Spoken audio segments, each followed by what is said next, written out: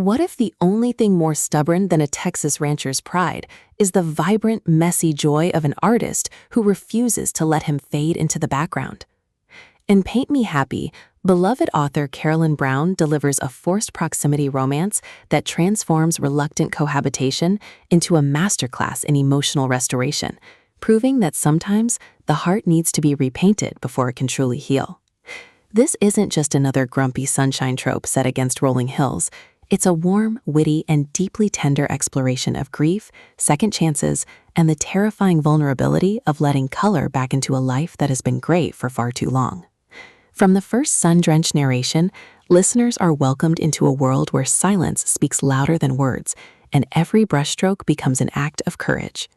Perfect for fans of heartfelt contemporary romance and stories where love grows through patience rather than passion, this audiobook serves up laughter that lands softly, tension that simmers with authenticity, and a connection so gently earned it feels like watching sunrise after a long night. When free-spirited muralist Daisy Lane is stranded in the small town of Blessings, Texas after her van breaks down, she expects a quick repair, not to be taken in by reclusive rancher Bo Walker, whose weathered exterior mirrors the peeling paint on his late wife's abandoned studio. Bound by circumstance and mutual reluctance, they navigate a house full of memories and a dynamic charged with unspoken longing. But as Daisy begins restoring the studio's faded murals, something shifts between them.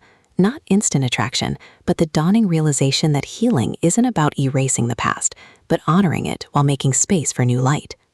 Brown masterfully avoids rushing emotional breakthroughs. Instead, she lets trust accumulate like layers of paint, pooling in moments of shared labor and quiet understanding. The audiobook narration amplifies this organic rhythm, capturing Daisy's effervescent warmth and Bo's guarded steadiness with vocal textures that make every pause feel meaningful and every gesture of care feel revolutionary. You don't just hear their bond form, you feel the slow, deliberate unfreezing of two souls learning to create beauty from brokenness. What elevates Paint Me Happy beyond typical forced proximity fare is its refusal to treat grief as a problem to be solved or art as mere metaphor. Daisy doesn't fix Bo through her creativity.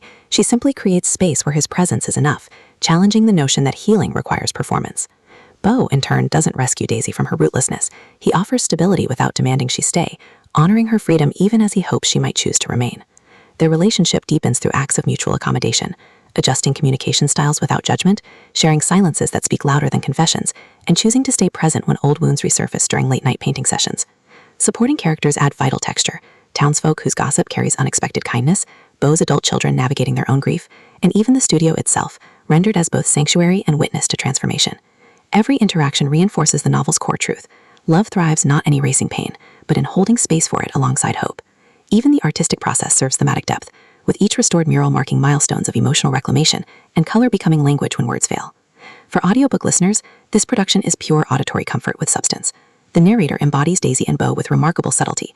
Daisy's voice carries bright persistence that never pushes, while Bo's low timbre gradually softens from defensive reserve to open receptivity, making their chemistry palpable in stillness. Sound design enhances atmosphere without overwhelming intimacy. Distant wind chimes marking time, the soft scrape of brushes on canvas during vulnerable conversations, the creak of porch swings at dusk, all anchor emotional beats in tangible reality. Pacing mirrors the natural rhythm of healing, unhurried during moments of reflection and creative flow, then gently accelerating as trust solidifies into something sustainable. Whether you're commuting through urban landscapes or sitting in quiet contemplation, the audiobook creates a portable sanctuary where slowness feels sacred and presence feels like gift. It's storytelling as embodied empathy, transforming passive listening into active participation in a love that honors the weight of what came before.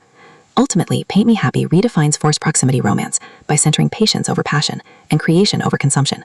It satisfies genre cravings for satisfying emotional payoffs while delivering substantive commentary on masculinity, aging, and the radical act of allowing oneself to be seen in brokenness.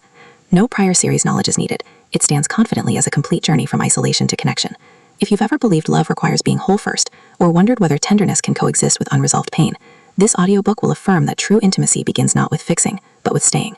Press play, pick up your brush, metaphorically or literally, and prepare to believe that sometimes the most powerful transformation happens not in grand declarations, but in the quiet courage of adding one more stroke of color to a life that thought it was finished. Your next favorite romance isn't waiting in dramatic rescues. It's waiting in the brave, patient choice to paint happiness together, one layer at a time.